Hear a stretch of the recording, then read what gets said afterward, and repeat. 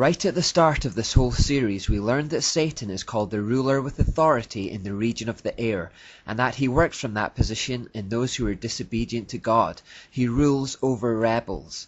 Several times the book of John describes him as the ruler of this world. 2 Corinthians 4:4 even calls him the God of this world, with a small g of course. What this series has hopefully done is show the reality of those verses and illustrated that Satan is still very much at work in this world, as he has been from the beginning of time, using the same tricks over and over to deceive people into rebelling against God and turning worship towards himself. He has been the king of Tyre, or the spiritual force behind many human princes of Tyre, or antichrists, throughout history, from Nimrod to Ignatius Loyola to Adolf Hitler, and so on, and he is soon to raise up an end-time antichrist that will initiate a tribulation like the world has never seen before. But there's something important we need to understand before we end, and that is God's sovereignty over this situation. Despite everything we've heard about, understand that there is nothing that is beyond his control. God is far above every demon, antichrist, principality and power, and far above Satan himself. I think it's important to make this point because as we went through this series, it may have appeared that Satan was winning, that he was running rampant throughout history, raising up antichrists at will to manipulate, intimidate and destroy true believers. We can't help but see the encroaching darkness in our time as well, and it would be easy to think that there was little hope. But I want to show you how this works if I can. Go back to the oldest book of the Bible, the book of Job, and we find Satan in front of God's throne asking for his permission to test Job. God allows it, but he sets the boundary, saying, "You may test him, do whatever you want with everything he possesses, but don't harm him physically." Later on, Satan comes back again and asks for the boundaries to be loosened a little, and again God agrees, but again he defines the limits. Now what this basically tells us is that Satan is on a leash, and he can only do what God allows. And as 1 Corinthians 10:13 says, God is faithful. He will not allow the temptation to be more than you can stand. He gives us strength to endure it. This begs the question though, why does God allow Satan to attack us at all? Well, very simply, God allows us to suffer because when accepted with the right attitude, it refines us and purifies us.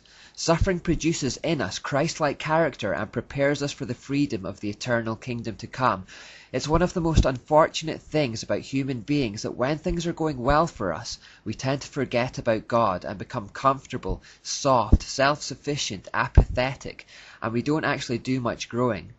Suffering, on the other hand, sharpens our focus, our resolve, and turns our hearts and minds towards God. We lose our sense of self-sufficiency and are forced to accept our dependence on our Creator.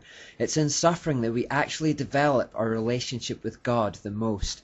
In the same way that turbulent water turns rocks into smooth pebbles, trials refines us. The truth is that we need trials to develop character. Romans 5:3-5 says, "We can rejoice too when we run into problems and trials, for we know that they help us develop endurance, and endurance develops strength of character, and character strengthens our confident hope of salvation, and this hope will not lead to disappointment." Zechariah 13:9 says that trials purifies or refines us in the same way that fire purifies and refines gold or silver. We need to go through the fire to be refined. 2 Corinthians 4:17 says, "For our present troubles are small and won't last very long, yet they produce for us a glory that vastly outweighs them and will last forever." So our suffering produces an eternal glory. I don't want to treat suffering lightly, but we need to see it through eternal eyes and recognize that this temporary life is only preparing us for eternity. We don't belong here, and we're not meant to invest all our hopes in this life. We are passing through a temporary, dying kingdom en route to an everlasting one, and the troubles we experience here are merely producing in us the kind of Christ-like character that we will need to become citizens of that future kingdom. Acts 14:22 says, "We must go through many hardships to enter the kingdom of God." We are effectively in the wilderness on the way to the promised land right now. In the light of eternity, all present suffering in this wilderness will seem fleeting, like the blink of an eye, and it will have achieved a glorious end. Think of the greatest characters in the Bible and you'll notice this recurring theme. Before they reach their destiny, they often have to endure a wilderness first. Joseph, Moses, David, and even Jesus himself had to go out to the wilderness to be tested for 40 days and 40 nights. But the clearest example of this point comes in Exodus. When the Israelites left Egypt for the promised land, they had to endure a wilderness first. The wilderness was a proving ground for the Israelites, and they stayed there until they were ready for the promised land. God provided for them in that wilderness, but it was a wilderness nonetheless. Likewise, there is a promised land ahead for us Christians, and in the meantime, God will provide for us in this wilderness, but it is a wilderness nonetheless. Don't get too comfortable here. Like the Israelites, this isn't the destination, we're just passing through. Ephesians 2:10 tells us that we each have a job to do here that was planned for us long before we were even born. We've effectively been dropped in behind enemy lines in this world to carry out that mission.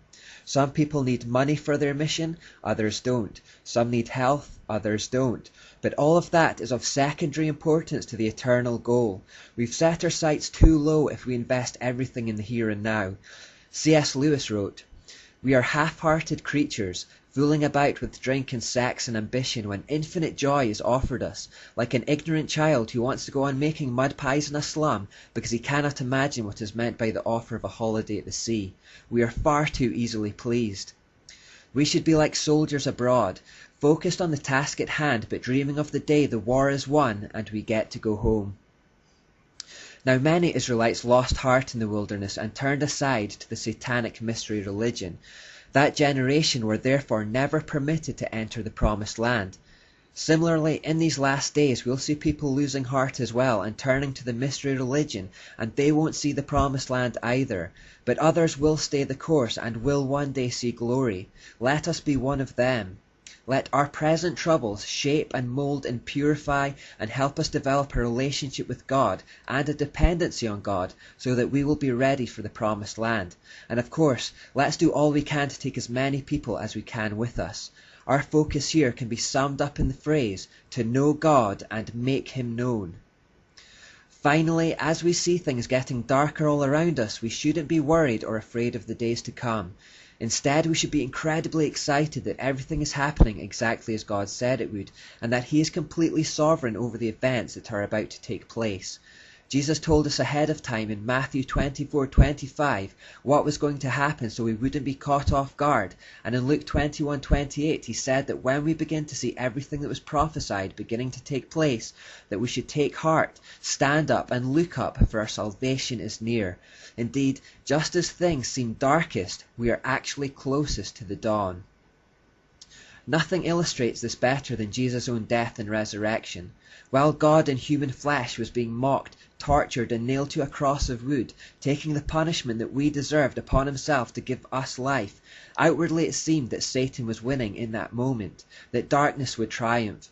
The disciples were scattering, lost, confused and afraid. It was the darkest hour. But actually this greatest evil in world history, the death of Christ, was just a precursor to the greatest good. Jesus' death bought freedom and everlasting life for anyone who would repent of their sin and trust in Him for salvation.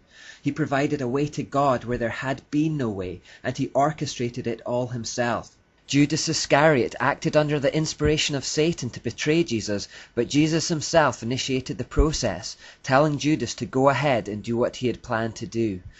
When the officers came to take Jesus away, He said, "I was with you day after day in the temple. You did not lay hands on me, but this is your hour and the power of darkness."